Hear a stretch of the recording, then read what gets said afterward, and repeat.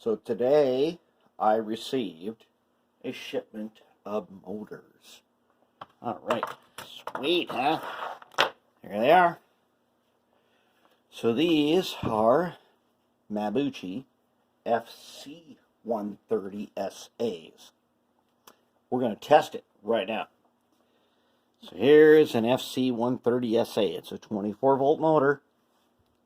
Now it's not a super high torque motor, but it is a 24V motor. That's what we like. So why 24V motors? Because they have a heavier winding. The winding inside a 24V motor is a higher and heavier gauge than a 12 volt motor. So we're going to test this guy and see what he does. Alright, let me find a pair of glasses and then let's hook them up. Okay, so we're going to hook up the negative lead. I don't know why it's got this red stripe on here, but doesn't matter. Hook him on, right? You better grab on there good, because we're going to put this guy through some tests. Alright, I have already put a bit of Marvel lubricating oil, which is air tool oil. Okay, use my tiny screwdriver here. I put a dot there, and I put a dot on the other shaft. A dot. When I say a dot, that means I take the can like this, and all this oil that is leaked to the top, I take it, and I put a dot on my tiny screwdriver, and I put it right there. Give it a twist. Then I take another dot like that. I put it on the other end, which is, the bearing is way down in there. I put it like that and it'll be okay. Alright, now, here's the thing. It's like 20 below zero outside. I mean, a little more than that. With the wind chill, it's way below. No, it's like minus 50. Anyway, it's really cold. Minus 50 Fahrenheit. Now, I don't know what that is in metric. But what difference does it make? It's metric, right? We don't like metric. Anyways, I'm going to hook this on here. We're going to find out, what does this guy do? Now, I have it set right now at 2.41 volts. So let's, he's turning. He's turning. He's turning at 2.1 volts, and he's drawing 0.02 amps. And I put my finger on here. At 2 volt, I can barely stop him by doing this. And at the most, he's at 0.08 volts. This is a 2mm shaft. And by sticking my finger on the end of it, I got to put some pressure on it to get it to go up to 0.08 amps. So, that's good. That's good. It's got a little torque. Now, we're not talking about one of these face ripper motors. It's decent. It's pretty decent. And so, now, he's going. Let's take a look at what it says on the indicator right there. Alright, so, you guys watch this. I got the motor right here. Right there. Got the motor right here. Okay, let's turn them up. Okay, let's turn them up. 6 volts. I still don't really hear anything. I know he's working, but I don't really hear much. It's at 0.02 amps. Pretty good. I'm going to grab them.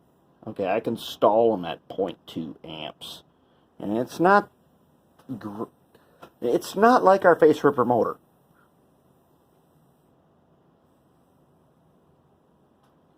I would say at the very tip of this, at 0.1, almost 0.2 amps, this thing's going to keep turning. And for model trains, that's going to be really good. Let's turn them up. Because our system is 18 volts. So let's see what happens at 12 volts.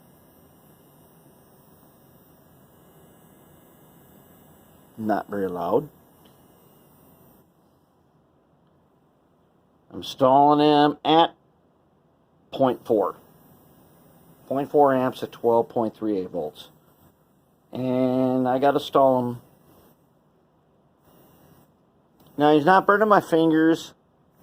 And I'm stalling him pretty good, but we got to get up here. And get up to my amperage, right around 19.7. Okay, we're in finger burning territory. And I'm not stalling. Oh, yeah, we are definitely in finger burning territory. And these, I have not let these warm up yet to room temperature. We're still talking about minus 20 outside. Actually, these are probably outside. Mailman. Who knows? It could have been even worse than that. But we have not even made... Okay, there was 0.5. Oh, man. Okay, we're in finger burning territory right now. I did not stall it either at 19.7. I did not stall it, and we're in finger burning territory. Let's turn them up here. Let's just get them up here like 28 volts.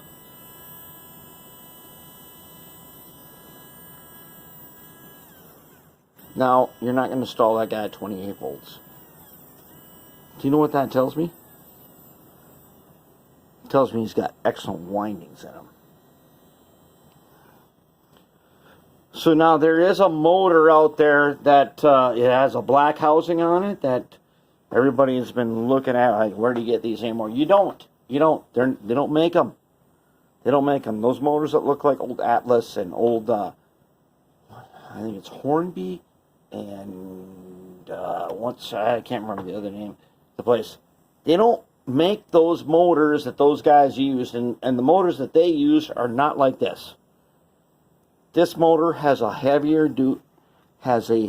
winding in it.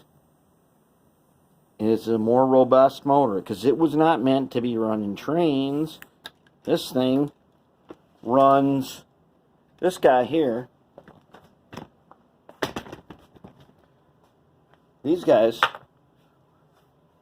they run the rear view mirror motors in cars that have been sitting outside in very low temperature, freezing temperatures, and make them still work.